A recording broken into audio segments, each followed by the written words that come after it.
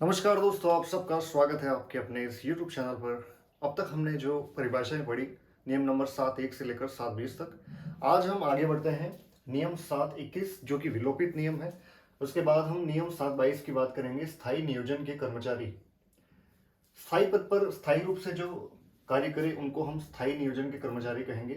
कर्मचारी जिस पद पर पदाधिकार अर्जित हो गया हो उनको हम स्थायी नियोजन के कर्मचारी कहेंगे, और कर्मचारी जिसका पदाधिकार निलंबित नहीं किया जाता है तो वह उस पद पर अपना पदाधिकार रखता है, तो उसे हम स्थायी नियोजन के कर्मचारी कहेंगे।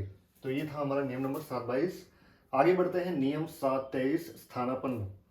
एक राज्य कर्मचारी जब किसी ऐसे पद पर कार्य करता है जिस पर किसी अन्य व्यक्ति का पदाधिकार है तो वह उस पद पर स्थानापन्न रूप से कार्य करता है। तो ये था हमारा नियम नंबर 7.23। दोस्तों, इसी के साथ आप सबको रक्षाबंधन की हार्दिक शुभकामनाएं, और भाई बहन का जो ये रिश्ता है वो युगों युगों तक ऐसे ही पवित्र रिश्ता बना रहे।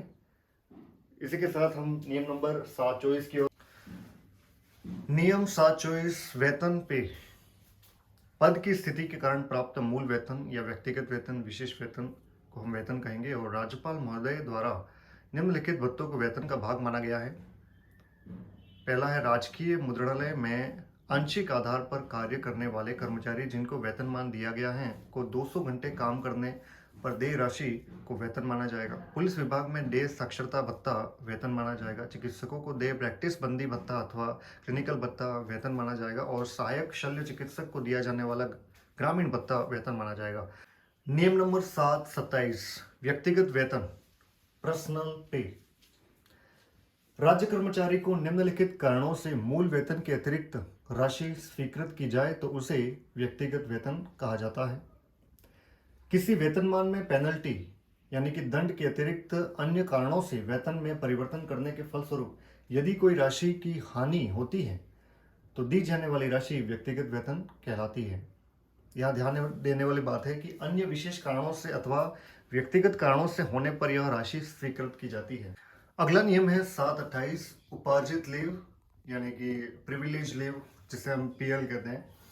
ऐसे अवकाश जो कैलेंडर वर्ष की सेवा के आधार पर अर्जित होते हैं वह उपार्जित अवकाश कहलाते हैं। इन नियमों को नियम 91, 92 और 94 में हम एकदम विस्तार से पढ़ेंगे।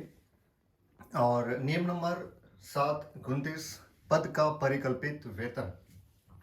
इसका आशय किसी कर्मचारी को सेवा या संवर्ग में स्थायी पद पर नियमित रूप से नियुक्त किया गया हो, ऐसे कर्मचारी नियुक्त नियमित वेतन श्रृंखला में वेतन लेना प्रारंभ कर देते हैं। तो यह है पद का परिकल्पित वेतन। नियम 7.23 परिवीक्षाधीन या प्रोबेशनर। हर विभाग के अंदर प्रोबेशनल जो टाइम होता है वो अलग अलग होता है। किसी विभाग में 1 साल, किसी में 2 साल, जैसे कि शिक्षा विभाग में 2 साल का प्रोबेशनल टाइम होता है।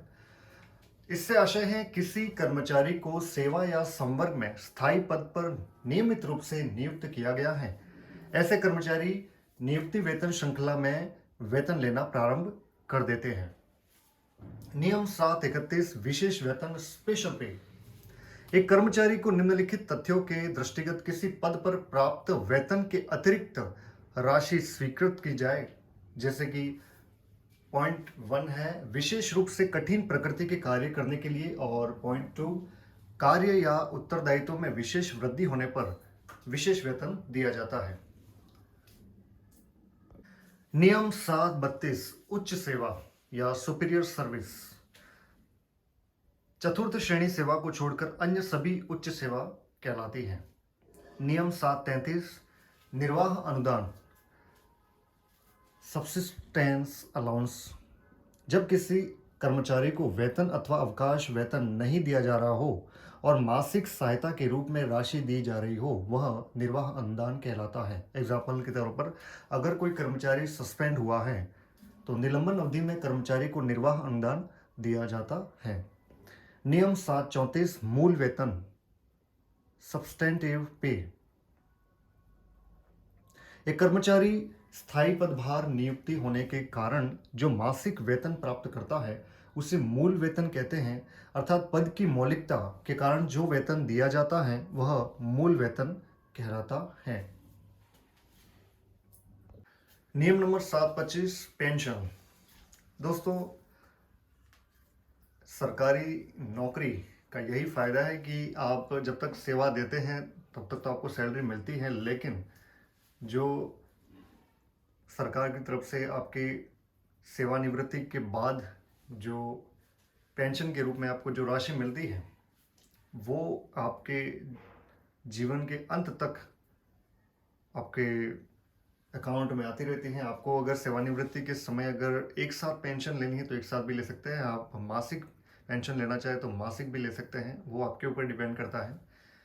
तो सरकारी नौकरी का यही फ़ायदा है कि हम तो अपनी लाइफ अच्छे से जीते ही, हमारे आने वाली पीढ़ियाँ भी उसको अच्छे से एंजॉय कर पाती है। आपकी वजह से जो उनको खुशियाँ और भी मिलती हैं, ये सरकारी नौकरी का फ़ायदा है। नियम नंबर 725 पेंशन। पेंशन में मासिक पेंशन के अतिरिक्त उपादान अथवा मृत्यु सह सेवानिवृत्त उपादान सम्मिलित होते हैं। नियम 726 स्थायी पद। स्थायी पद हम किसे कहेंगे? ऐसे पद जिसके सृजित रहने की कोई अवधि निश्चित नहीं हो, वह स्थायी पद कहलाते हैं।